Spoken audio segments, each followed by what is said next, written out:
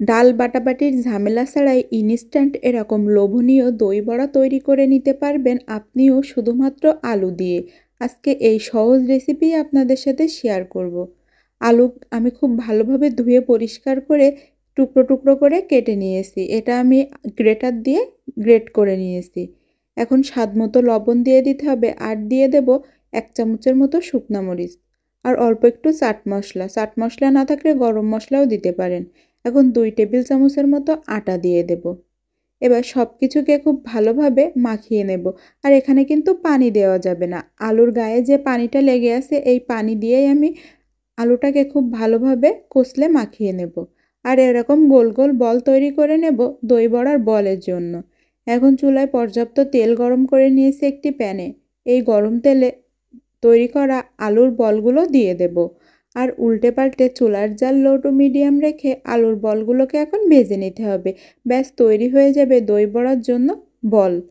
এখানে বাটাবাটির ঝামেলা ছাড়াই হঠাৎ দই বড়া খেতে চাইলে আপনিও কিন্তু খুবই সহজে আমার রেসিপি ফলো করে আলু দিয়ে এমন মজাদার একটি দই বড়া তৈরি করে নিতে পারেন। দই বড়ার উপরটা যতটা ক্রিস্পি হয় ভিতরটাও হয় ততটা নরম আর জুসি।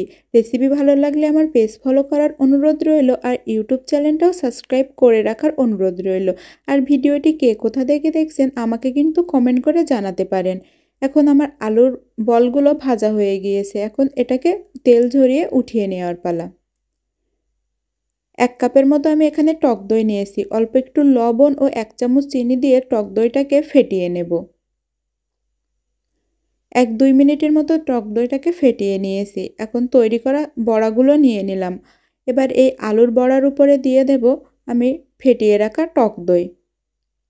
টক দইটা দেওয়া হয়ে গেলে আমি এর উপরে দেব তেঁতুলের চাটনি। আপনারা বাসায়ও কিন্তু তেঁতুলের চাটনিটা তৈরি করে নিতে পারেন। আমি বাইরে যে তেঁতুলের চাটনিটা কিনতে পাওয়া যায় ওটাই ব্যবহার করেছি। এবার উপর থেকে তেঁতুলের চাটনিটা দিয়ে দিয়েছি। এবার উপর থেকে একটু ঝুরি ভাজা দিয়ে দিলাম সৌন্দর্যের জন্য।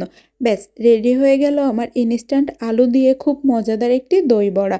রেসিপি ভালো লাগলে সবাইকে অনুরোধ করব রেসিপিটা শেয়ার করে দেওয়ার জন্য।